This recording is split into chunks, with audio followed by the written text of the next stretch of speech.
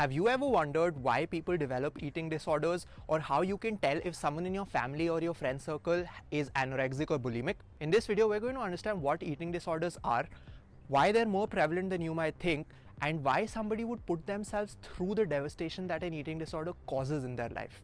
Stay tuned. Hey guys, welcome back to my channel. If you're new here, click the subscribe button.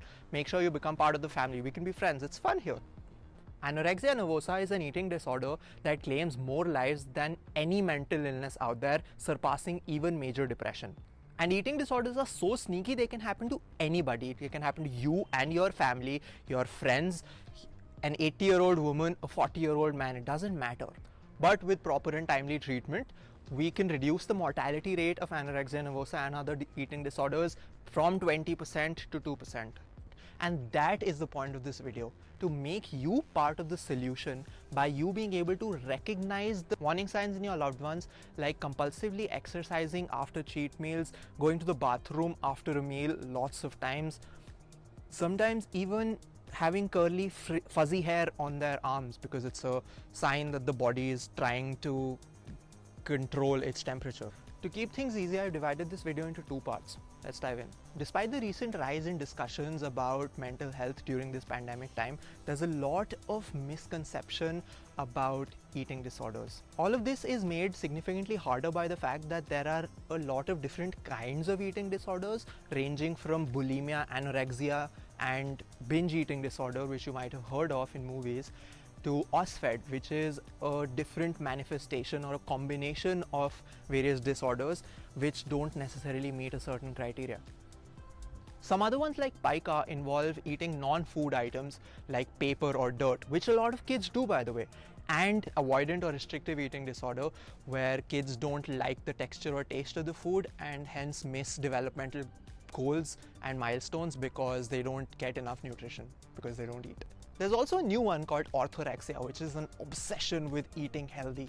Now, all of these can completely disrupt our social interactions, but to keep things clear, we're going to focus on only three: anorexia nervosa, bulimia, and binge eating disorder. So, number one, binge eating disorder. What exactly is a binge? A binge is when you eat a larger than normal quantity of food in a relatively short amount of time. For example, eating 3 pizzas in 2 hours. Now, while this might sound like a lot, for some people, a binge can also mean just a large bowl of fruit. It has to be personal to you, and you need to feel like you ate too much food. But a binge is not only about eating a lot of food, like at a party because you liked it. That's a choice. A true binge is accompanied by the overwhelming feeling of not being in control at all while you're binging. Man, it's getting really sweaty here because it's so humid.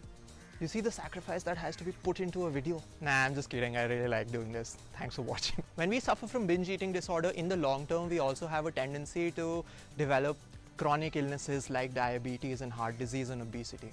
Number two, bulimia. People with bulimia also binge eat and feel absolutely out of control when they're binging. But this time, the binge is followed by an additional behavior to compensate for the amount of food that we've eaten, like sticking a finger down our throat and making us vomit. This is called a purge. Now, a purge doesn't necessarily mean vomiting out whatever we've just eaten. It can also mean the use of diuretics, enemas, laxatives, and even exercising compulsively in an effort to somehow burn through the calories that we've binged on is a form of purging. Does this remind anybody of the exercise cheat meal cycle? Now you feel like maybe you have it too, huh? Not necessarily. It's the compulsive part that matters. But the cheat meal exercise cycle can be setting you up for an eating disorder without you even knowing what's coming. I told you, these things are really sneaky. Now, while bulimia isn't necessarily always about weight loss, it is important to understand that bulimia is rooted in the control of the shape and size of your body. And the only way that the fitness industry has taught us how to control the shape and size of our body is by manipulating calories. Now, you need to know that calories don't matter in the way we think they matter. Our bodies have no sensors for calories. They don't know how many calories we've consumed. And the rampant lack of this information across the fitness industry leads us to the conclusion that in order to control and manipulate our body shape and size, we need to purge those calories out. Maybe I'll make a video about it. Let me know in the comments below. Now, bulimia also creates its fair share of havoc on the body, like the vomit eroding off your tooth enamel, like the vomit devastating your vocal cords, making you unable to speak for a long time, and actually sometimes even permanently damaging your overall voice forever. You lose your periods, you start getting wrinkled skin, and your bones start losing strength because you don't have the nutrients left to absorb inside because you just purge them out. Also, when we vomit really often, the potassium levels in our blood reduce, which leads to an electrolyte imbalance that can cause heart failure. In fact, heart attacks are one of the main concerns in someone with an eating disorder. Now, all of this is really heavy stuff, and we are halfway through. Great that you're here. Here's Shia LaBeouf telling you that you can do it. Do it! Just do it! In the second part of this video, we're going to build on what we just learned, and we're going to talk about what you're here for, anorexia nervosa. See you there. Till then, like this, share it with your parents and friends and anybody you think that can use this information, because people really need to understand this, especially in India. Let's break some myths, guys.